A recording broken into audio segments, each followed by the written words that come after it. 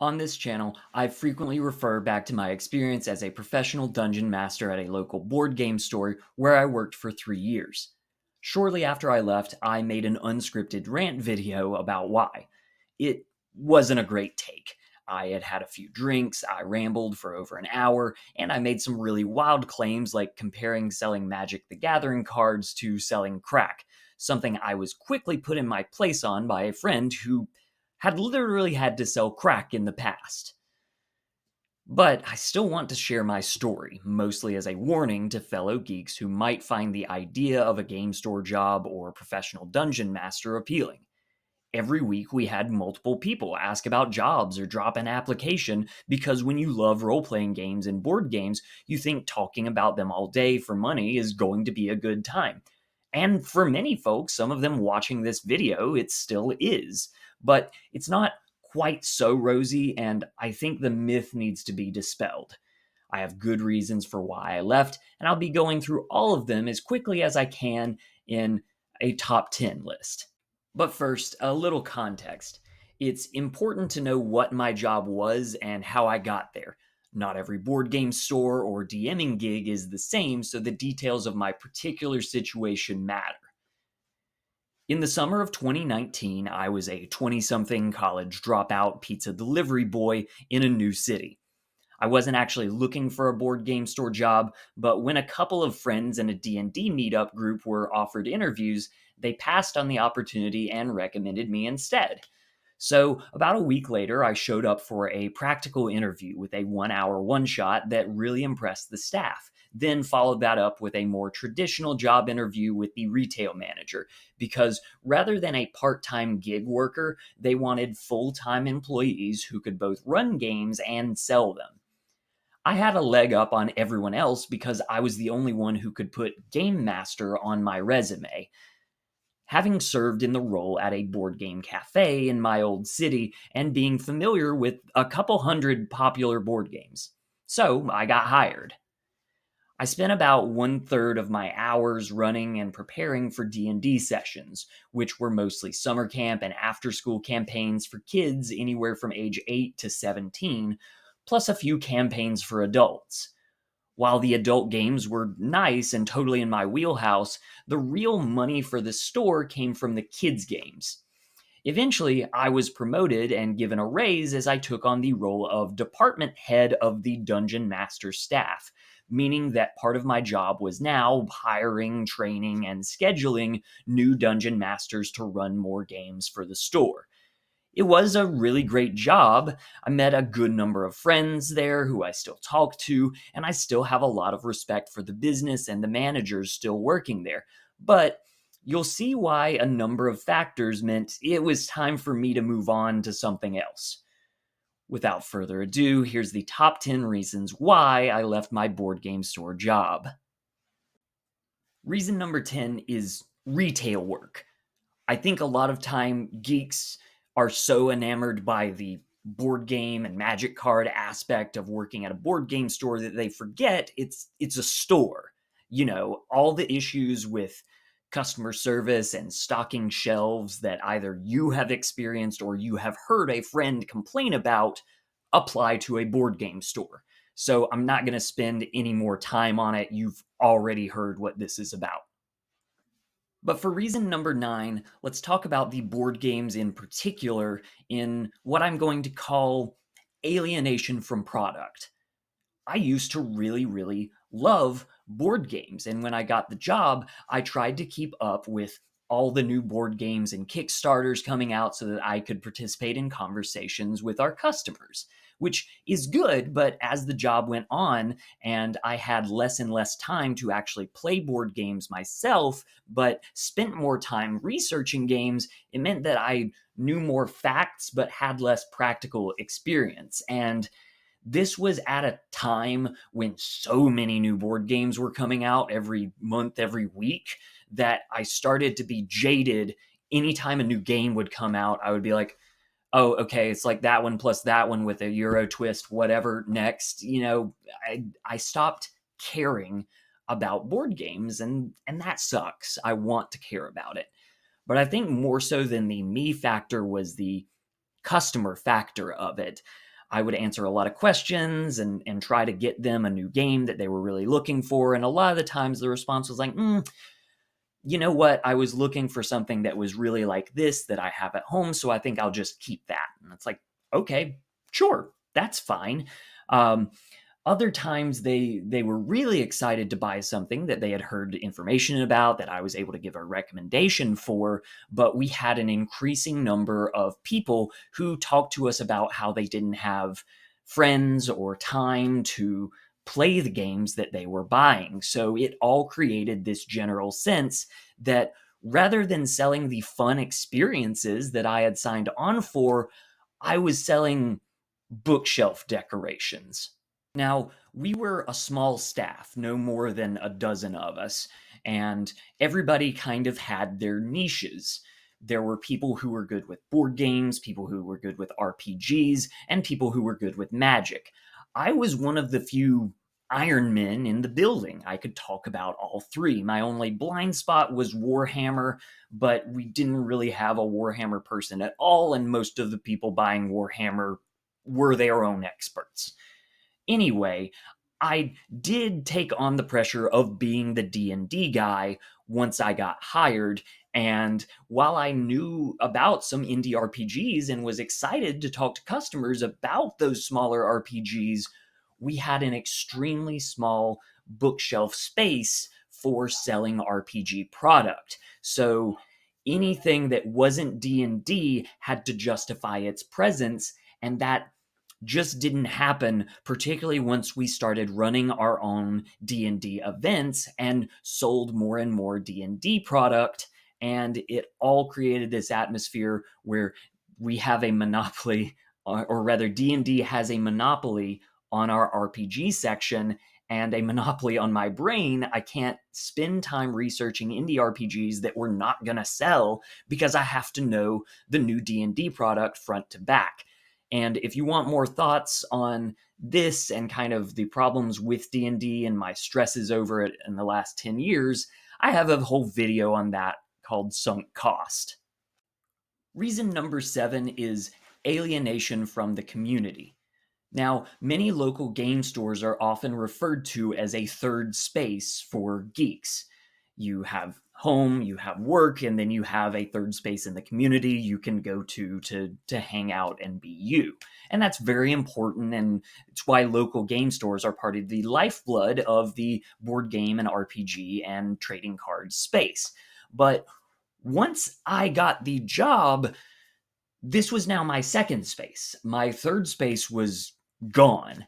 Yes, when my shift was over or when I had a weekend, I could come into the store and play a Magic tournament as a customer, except that I wasn't really a customer and all the customers knew it. It was a very different dynamic. Pile onto that the factor of running D&D games for adults.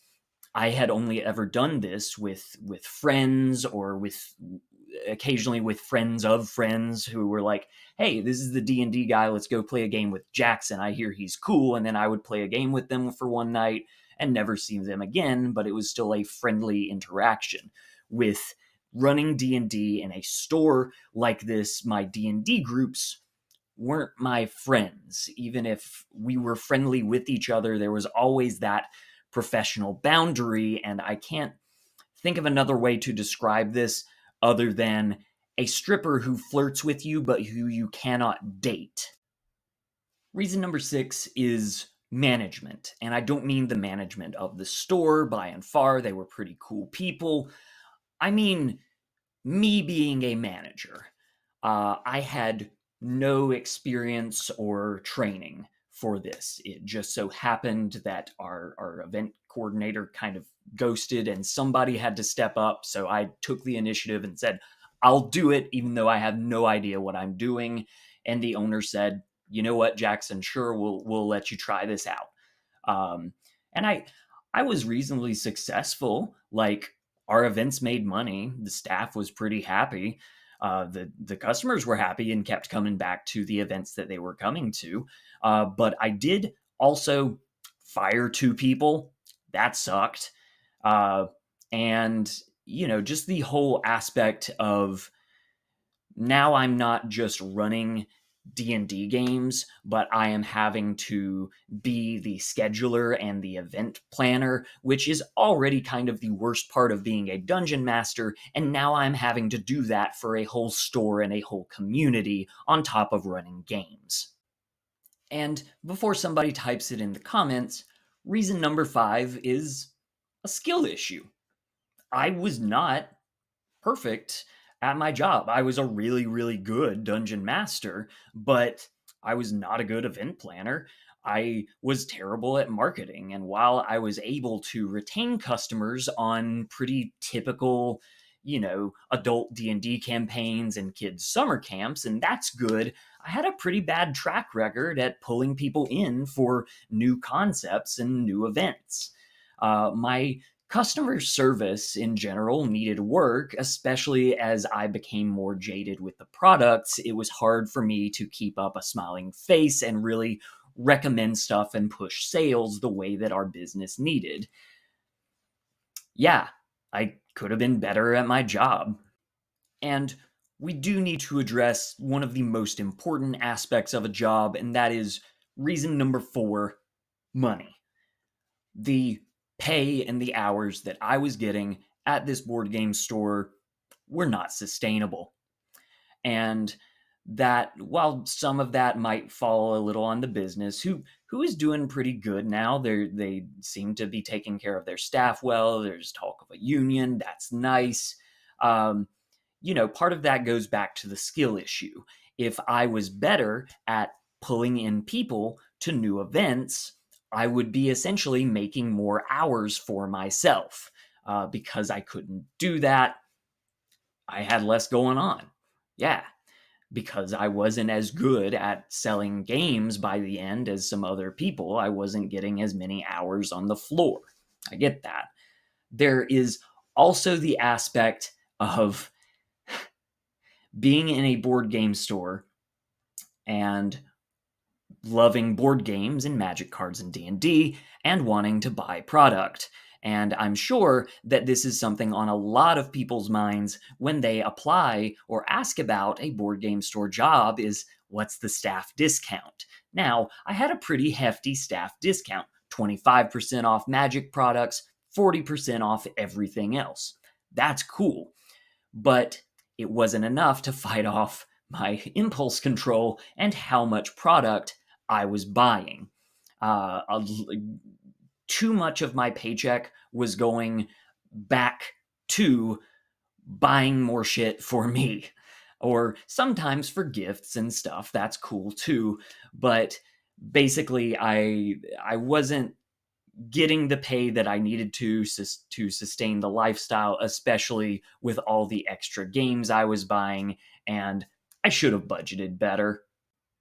Reason number 3 why I left is that I made 3 kids cry over D&D. The first one was for killing off his character. Now, that's pretty justified as this happens in D&D sometimes.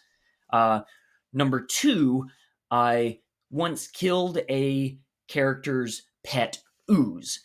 Now, this was a little more dubious. I could have been nicer, but it's arguably justified as I repeatedly warned the child that if you take this pet ooze into combat and have him fight, he will be at risk. Are you sure you want to do this? To which the kid always said, yes, ooze is going to fight for me.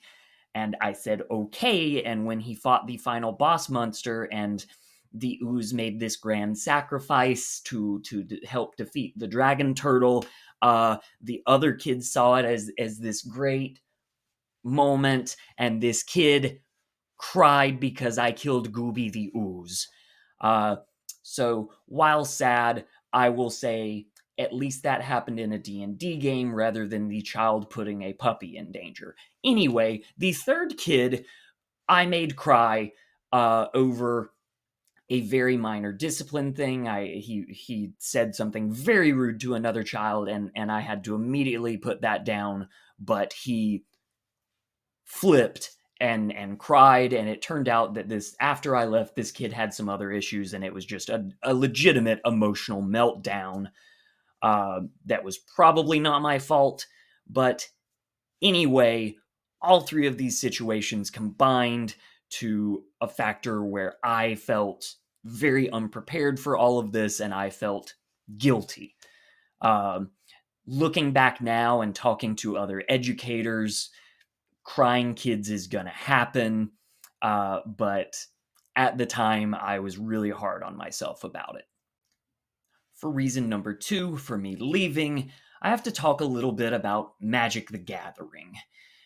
Magic isn't crack, but it's kind of close.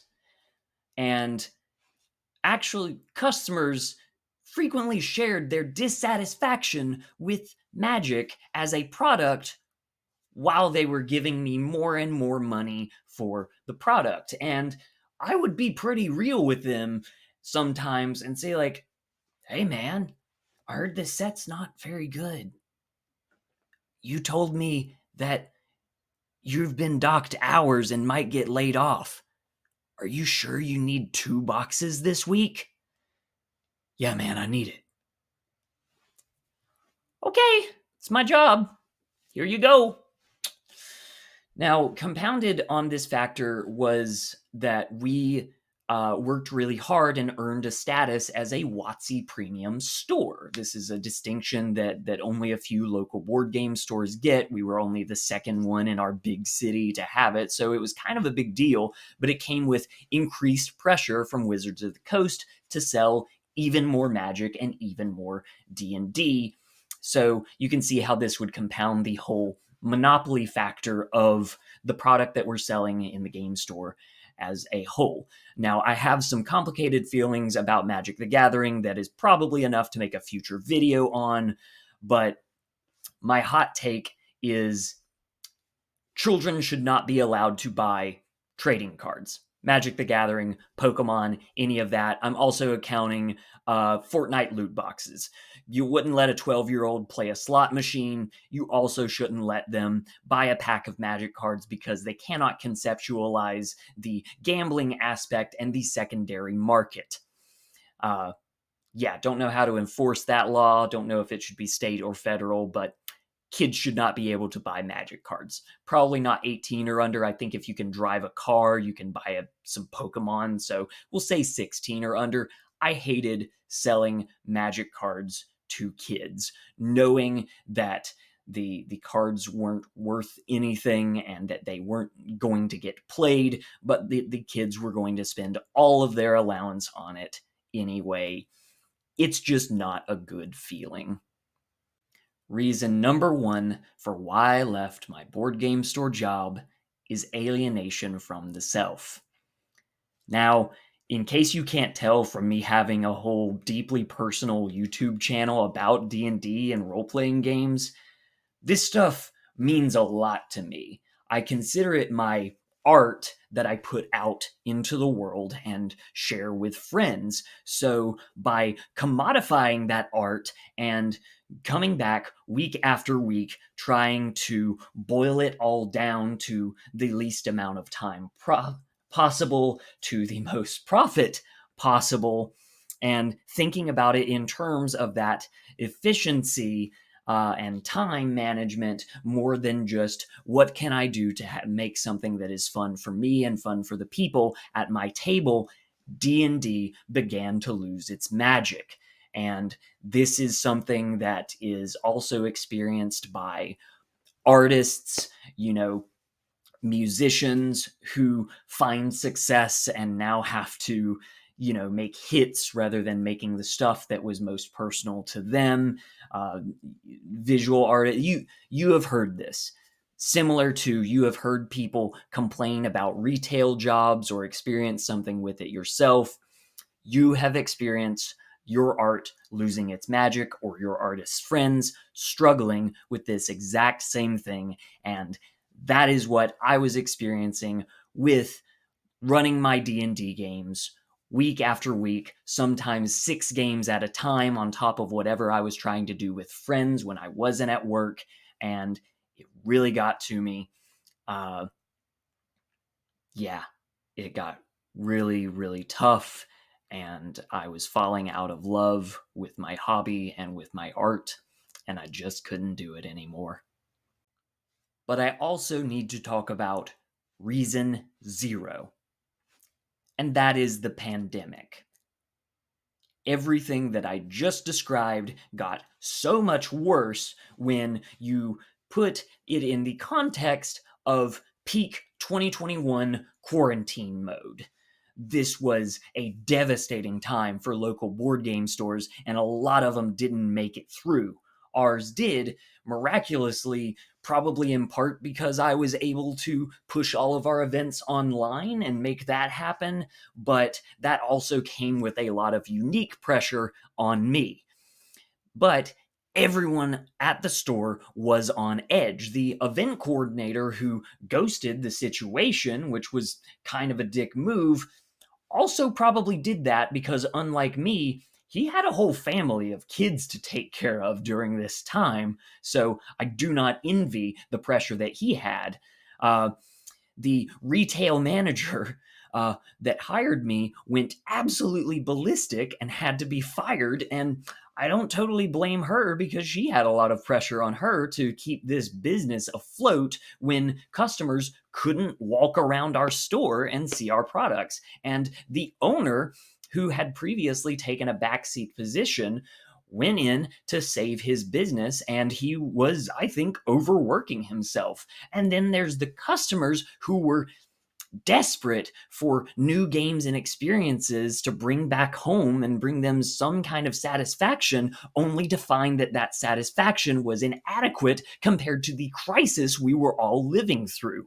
And finally, once we actually started opening up and getting people back in for sit down in store events, nothing was the same. We couldn't recapture the magic that we had before the pandemic.